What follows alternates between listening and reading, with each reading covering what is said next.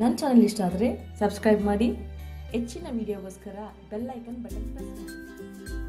ರೊಟ್ಟಿ ಅದಕ್ಕೆ ಬೇಕಾದ ಪದಾರ್ಥಗಳು ಸಜ್ಜೆ ಹಿಟ್ಟಿದೆ. ಸಜ್ಜೆ ಹಿಟ್ಟು ಮಾಡಿಸ್ಕೊಳ್ಳುವಾಗನೇ ಒಂದು ಮುಷ್ಟಿಯಷ್ಟು, 1 kgಗೆ 1 ಮುಷ್ಟಿಯಷ್ಟು ಅಕ್ಕಿ ಹಾಕಿರ್ತೀವಿ. ಜೊತೆಗೆ ಸ್ವಲ್ಪ ಬೇಕು ಅಂದ್ರೆ ಉದ್ದಿನ ಬೇಳೆ ಕೂಡ ಹಾಕೋಬಹುದು. 1 ಮುಷ್ಟಿಯಷ್ಟು ಕಡಲೆಪುರಿ ಹಾಕಿದ್ದೀನಿ. ಅದಕ್ಕೆ 1 ಟೇಬಲ್ ಸ್ಪೂನ್ ಅಷ್ಟು ಶೇಂಗಾ ಬೀಜ ಪುಡಿ ಮಾಡಿ ಇಟ್ಕೊಂಡಿರೋದು ಹಸಿದೆ. ಇದು ರುಚಿಗೆ ತಕ್ಕಷ್ಟು ಅರ್ಧ ಸ್ಪೂನ್ ಅಷ್ಟು ಉಪ್ಪಿದೆ, 1/4 ಸ್ಪೂನ್ ಅಷ್ಟು ಅರಿಶಿನ ಇದೆ. ಮೇಲೆ ಹಚ್ಚಕ್ಕೆ ಎಳ್ಳು ಬೇಕಾಗುತ್ತೆ, ರೊಟ್ಟಿ ಮೇಲೆ ಹಚ್ಚಕ್ಕೆ ನೀರು ಬೇಕಾಗುತ್ತೆ, ಜಿಗಿ ಹಾಕೊಳ್ಳೋಕೆ ನೀರು ಬೇಕಾಗುತ್ತೆ. ಹೇಗೆ ಮಾಡೋದು ನೋಡ್ಕೊಳ್ಳೋಣ. ಸಜ್ಜೆ ಹಿಟ್ಟು ಹಾಕೊಳ್ಳೋಣ. ಕಡಲೆಕಾಯಿ ಬೀಜ ಪುಡಿ ಮಾಡಿರುವಂತಹದ್ದು ನೀವು ಹಿಟ್ಟು ಮಾಡಿಸುವಾಗನೇ ಹಾಕೋಬಹುದು. ನಮ್ಮಲ್ಲಿ ಗಿರಣಿ ಒಳಗಡೆ ಹಾಕೋಕ್ ಬಿಡಲ್ಲ, ಹಾಗಾಗಿ ನಾನು ಸಪರೇಟ್ ಆಗಿ ಹಾಕಿದೀವಿ. ಉಪ್ಪು ಮತ್ತು ಅರಿಶಿನ ಹಾಕೋಣ. ಇದನ್ನ ಚೆನ್ನಾಗಿ ಕಲಸ್ಕೊಂಡು, ಕಲಸಿದಾದ್ಮೇಲೆ ಮಧ್ಯದಲ್ಲಿ ಒಂದು ಹೊಂಡ ತರ ಮಾಡ್ಕೊಳ್ಳೋಣ. ಇದಕ್ಕೆ ಬಿಸಿನೀರು ಹಾಕೋಬೇಕು.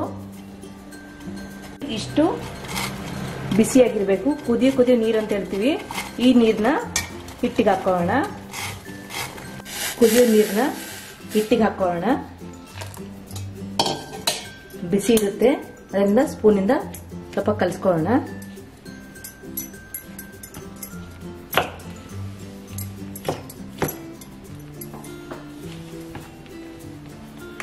ಇದನ್ನ 1 ನಿಮಿಷ ಬಿಟ್ಬಿಟ್ಟು ನಾದ್ಕೊಳ್ಳೋಣ. ಈಗ ಇದರಲ್ಲಿ ಸ್ವಲ್ಪ ಮಾತ್ರ ತಗೋತೀನಿ ಹಿಟ್ಟನ್ನ. ಕಟ್ಟೆ ಮೇಲೆ, ಪ್ಲಾಟ್ಫಾರ್ಮ್ ಮೇಲೆ ಹಾಕೊಂಡಿದ್ದೀನಿ, ಕಿಚನ್ ಪ್ಲಾಟ್ಫಾರ್ಮ್ ಮೇಲೆ. ಇದನ್ನ ಒಟ್ಟಿಗೆ ಕಲ್ಸ್ಕೊಳ್ಳೋದು ಬೇಡ, ಸ್ವಲ್ಪ ಕಲ್ಸ್ಕೊಳ್ಳೋಣ. ಇದನ್ನ ಚೆನ್ನಾಗಿ ನಾದ್ಕೊಂಡು ಕಲ್ಸ್ಕೋಬೇಕು.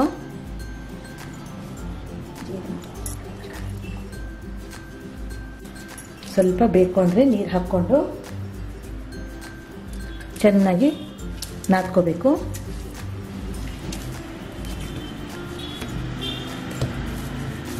ನೋಡಿ, ಚೆನ್ನಾಗಿ ನಾದಿದಾಗಿದೆ. ಇದರಲ್ಲಿ ಒಂದು ಚಿಕ್ಕದಾಗಿ ರೊಟ್ಟಿಗೆ ಎಷ್ಟು ಬೇಕು ಅಷ್ಟು ತಗೋಣ. ಇದನ್ನ ಮತ್ತೆ ತಿರ್ಗಾ ಸ್ವಲ್ಪ ನಾದ್ಕೊಳ್ಳೋಣ.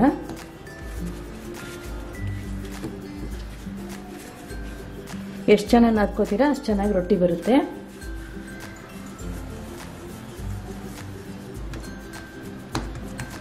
ಈ ಥರ ಫ್ಲಾಟ್ ಮಾಡಿಕೊಂಡು ಮೇಲೆಯಿಂದ ಸ್ವಲ್ಪ ನೀರು ಹಚ್ಕೊಂಡ್ರೆ ನಾವು ಎಳ್ಳು ಇಟ್ಕೊಳ್ಳುವಾಗ ಈ ಎಳ್ಳಲ್ಲಿ ಇದನ್ನ ಡಿಪ್ ಮಾಡ್ಕೊತಾ ಇದ್ದೀನಿ. ನೋಡಿ, ಮೇಲ್ಗಡೆ ಎಲ್ಲ ನೀಟಾಗಿ ಅಂಟ್ಕೊಳ್ಳುತ್ತೆ. ಒಣಗಿರುವಂತಹ ಹಿಟ್ಟಿನಲ್ಲಿ ಡಿಪ್ ಮಾಡಿಬಿಟ್ಟು ಸ್ವಲ್ಪ ಹಾಕ್ಕೊಂಡು, ಎರಡೂ ಕಡೆ ಒಣ ಹಿಟ್ಟು ಹಾಕ್ಕೊಂಡು ತಟ್ಟದಾಗ ತಟ್ಬೋದು.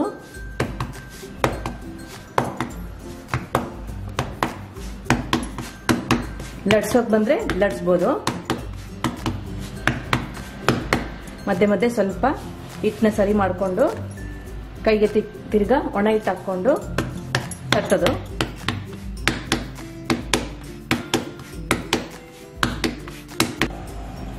ಇಷ್ಟು ತಟ್ಟಿದಾದ್ಮೇಲೆ ಬೇಕು ಅಂದ್ರೆ ಲತ್ತಣಿಕೆ ಸಹಾಯದಿಂದ ಇದಕ್ಕೂ ಸ್ವಲ್ಪ ಹಿಟ್ಟು ಹಚ್ಬಿಟ್ಟು ನೀವು ತೆಳ್ಳದಾಗಿ ಲಟ್ಸ್ಕೋಬಹುದು.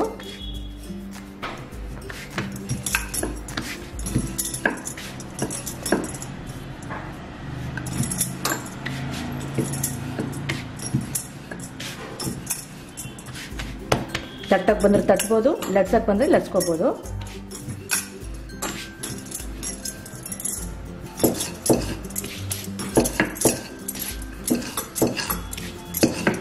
ನೋಡಿ, ಇಷ್ಟು ತೆಳ್ಳದಾಗಿ ರೊಟ್ಟಿನ ಲಟ್ಸ್ಕೊಂಡಿದ್ದೀನಿ. ಈಗ ಇದನ್ನ ಕಾದಿರೋ ಹೆಂಚಲ್ಲಿ ಹಾಕ್ಬಿಟ್ಟು ಬೇಯಿಸ್ಕೋಬೇಕಾಗುತ್ತೆ.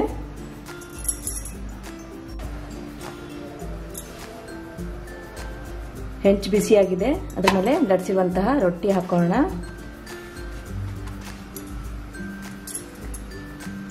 ಮೇಲ್ಗಡೆಯಿಂದ ನೀರೊಳಗಡೆ ಬಟ್ಟೆನ ಡಿಪ್ ಮಾಡಿ ಎದ್ಬಿಟ್ಟು ಸ್ವಲ್ಪ ನೀರು ಹಿಂಡ್ಕೊಂಡು ಮೇಲ್ಗಡೆಯಿಂದ ಎಲ್ಲ ಕಡೆ ನೀರು ಹಚ್ಕೋಬೇಕು.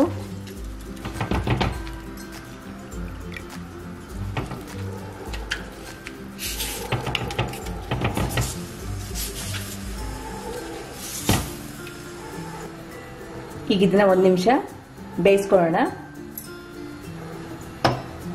ಈಗ ಇದನ್ನ ತಿರುಗಿಸ್ಬಿಟ್ಟು ಹಾಕೋಣ. ಈ ಸಲ ಪ್ರೆಸ್ ಮಾಡೋದ್ರಿಂದ ಚೆನ್ನಾಗಿ ಬೇಯುತ್ತೆ. ಆ ಕಡೆ ಭಾಗನು ಬೇಯಿಸ್ಕೊಳ್ಳೋಣ.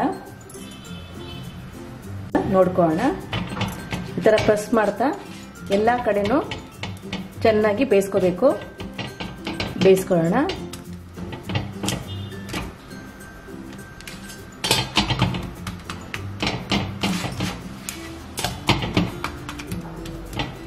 ಇದಿಷ್ಟಾದ್ಮೇಲೆ ಇನ್ನೊಂದು ಬೇರೆ ಹಂಚಲ್ಲಿ ಗರ್ಗರಿ ಆಗೋವರೆಗೂ ಸಣ್ಣ ಉರಿಯಲ್ಲಿ ಬೇಯಿಸ್ಕೋಬೇಕಾಗುತ್ತೆ.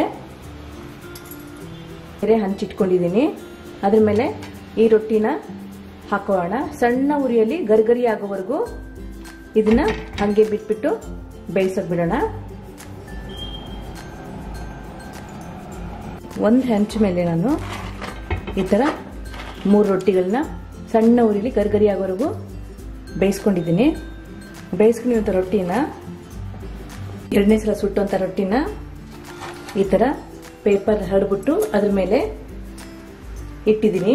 ಇದು ಸ್ವಲ್ಪ ತಣ್ಣಗಾಗಬೇಕು. ತಣ್ಣಗಾದ್ಮೇಲೆ ಡಬ್ಬಕ್ಕೆ ಹಾಕಿ ಮುಚ್ಚಿ ನೀವು 15 ದಿನಗಳ ಕಾಲ ತಿನ್ಬೋದು. ಗರಿಗರಿಯಾಗಿನೇ ಇರುತ್ತೆ. ಗರಿಯಾದಂತಹ ಸಜ್ಜೆ ರೊಟ್ಟಿ ರೆಡಿಯಾಗಿದೆ. ಜೊತೆಗೆ ನಾನಿಲ್ಲಿ ಭರ್ತಾ ತರಕಾರಿಗಳ ಜೊತೆ ಸರ್ವ್ ಮಾಡಿದ್ದೀನಿ. ನೀವು ಇದನ್ನ ಪುಡಿ ಮೊಸರು ಜೊತೆ ಕೂಡ ತಿನ್ಬೋದು. ತುಂಬಾನೇ ರುಚಿಯಾಗಿರುತ್ತೆ. ರುಚಿಕರವಾದಂತಹ ಗರ್ಗರಿಯಾಗಿ ಮಾಡುವಂತಹ ಸಜ್ಜೆ ರೊಟ್ಟಿ ಮಾಡೋದು ಹೇಗೆ ನೋಡಿದ್ದೀರಾ? ಈ ಸಂಕ್ರಾಂತಿ ಭೋಗಿಗೆ ನೀವು ಮಾಡಿ ನೋಡಿ. ರುಚಿ ಹೇಗಿತ್ತು ಅಂತೇಳಿ ಕಮೆಂಟ್ ಮೂಲಕ ನಂಗೆ ತಿಳಿಸಿ. ನನ್ನ ಚಾನಲ್ಗೆ ಲೈಕ್ ಶೇರ್ ಮಾಡಿ. ಇದುವರೆಗೆ ಯಾರ್ಯಾರು ಸಬ್ಸ್ಕ್ರೈಬರ್ ಆಗಿಲ್ಲ ದಯಮಾಡಿ ನನ್ನ ಚಾನಲ್ಗೆ ಸಬ್ಸ್ಕ್ರೈಬರ್ ಆಗಿ. Thank you.